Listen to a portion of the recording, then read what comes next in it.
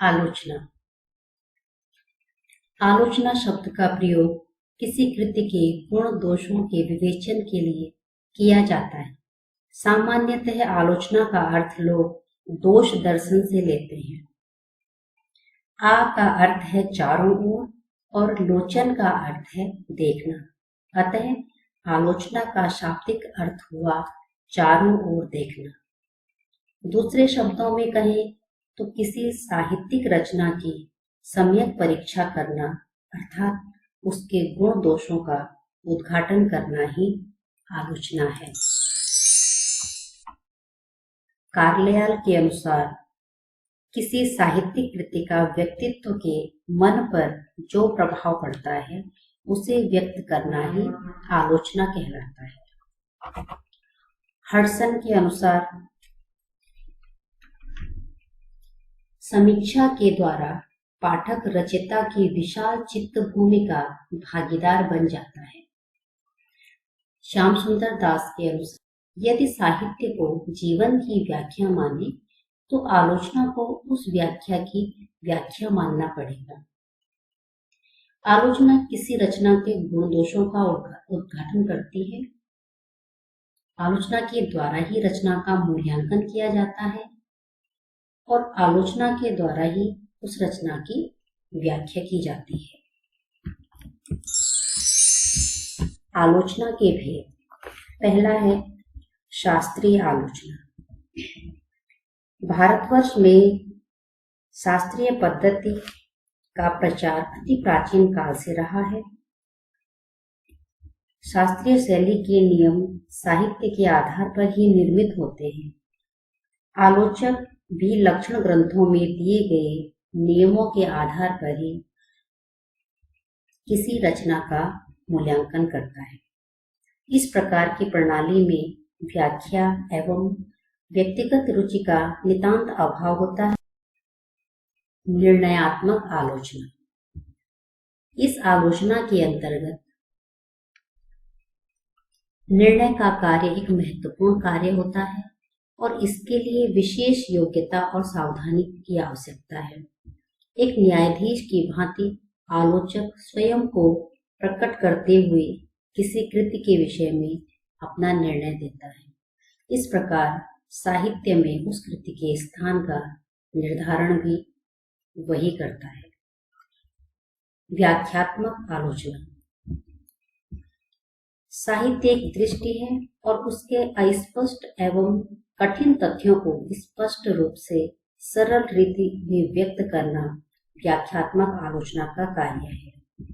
इस पद्धति में आलोचक कलाकार या साहित्य की कृति में पूर्णतः लीन होकर उसके उस अनुमत का उद्घाटन करता है जिससे उस कृति की रचना हुई। व्याख्या वास्तव में कलाकार के भावलोक का फिर से सृजन करना है और आलोचक ऐसे भावलोक पर अपना निर्णय देता है। सैद्धांतिक आलोचना।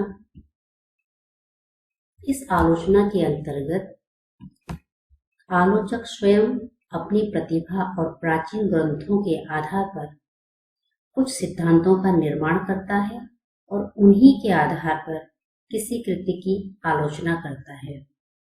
सैद्धांतिक आलोचना के प्रमुख विषय हैं काव्य का लक्षण, काव्य का हेतु, काव्य प्रयोजन इत्यादि। ऐतिहासिक आलोचना। इस आलोचना के अंतर्गत आलोचक साहित्य को समाज और काल का प्रतिबिंब मानता है और लेखक के काल में उन शक्तियों को खोजने की चेष्टा करता है जिनसे साहित्य विशेष का उद्गम होता है। प्रायः साहित्यकारों ने साहित्य को सामाजिक एवं ऐतिहासिक शक्तियों से संबद्ध करने का थोड़ा बहुत प्रयत्न किया है और वे भी तत्कालीन होने के कारण कवि, कलाकार या लेखक की विचारधारा और पद्धति को प्रभावित किए बिना नहीं रहती। ऐतिहासिक आलोचनात्मक पद्धति में राजनीति, आर्थिक, सामाजिक जीवन, रूढ़ि, शिक्षा आदि की पृष्ठभूमि काल विशेष के साहित्य को समझने की चेष्टा तो की जाती है, किंतु आलोचक इस पद्धति का प्रयोग एक इतिहासकार की भांति नहीं करता। उसका प्रमुख ध्येय तो साहित्य में निहित युग की आत्मा को खोज निकालना होता है। मनोवैज्ञानिक आलोचना। इस आलोचना के अंतर्गत विभिन्न पद्धतियों की अपेक्षा अत्यधिक नवीनता पाई गई है। काफी विद्वानों का ध्यान अपनी ओर यह आलोचना आकर्षित करती है। इसमें कवि की मानसिक शक्तियों एवं रचनाओं की मानसिक प्रक्रिया के रहस्य को प्रकाशित करने का प्रयत्न किया जाता है।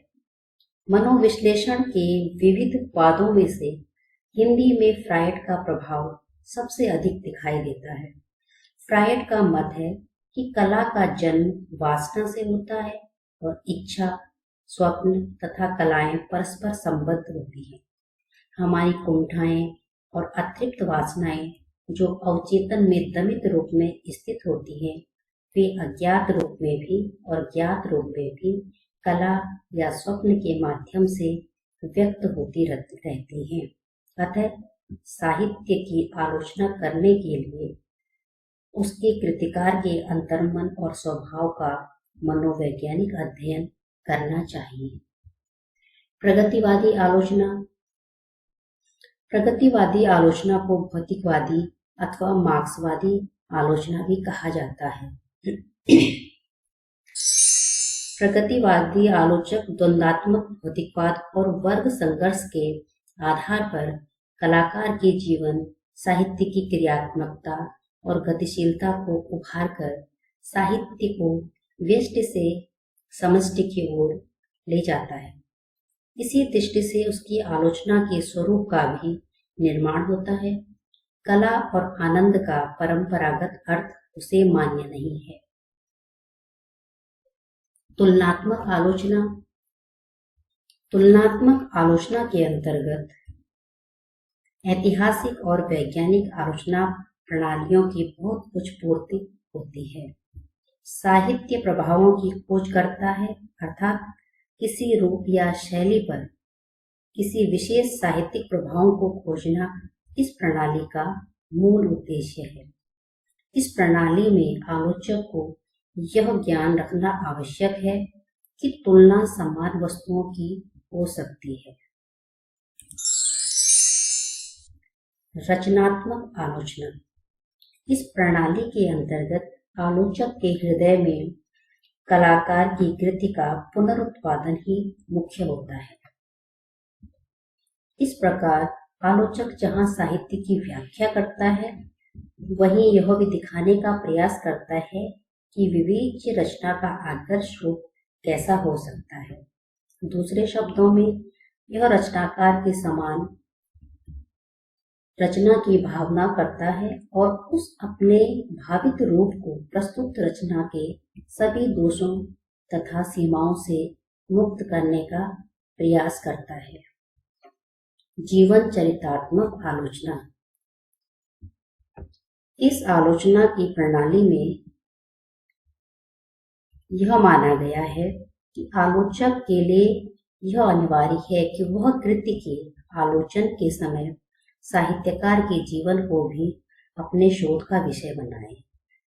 तभी वह आलोच्य साहित्यकार के साथ तादात्म्य स्थापित कर सकता है और उसकी दृष्टि से उसके साहित्य की व्याख्या कर सकता है।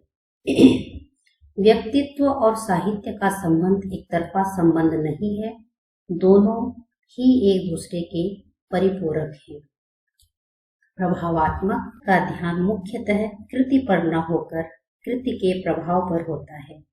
वह पाठक के रूप में रचना को पढ़ता है या देखता है और उसके मन में जो अनुभूति होती है उसी को अभिव्यक्ति देता है। वह रचना के गुण दोषों का विवेचन नहीं करता, वह केवल उसके प्रभाव को अभिव्यक्त करता है और वह भी इस रूप में कि जो अनुभूति उसके मन में उत्पन्न हुई है, वही अनुभूति उसकी आलोचना से पाठक के मन में भी उत्पन्न हो। इस प्रकार प्रभाववादी आलोचना में प्रभाव के संप्रेषण के लिए उसको व्यंजित किया जाता है। इस प्रकार आज के व्याख्यान से हमने समझने का प्रयास किया कि आलोचना का अर्थ एवं परिभाषा क्या है तथा आलोचना के कितने प्रकार के भेद होते हैं।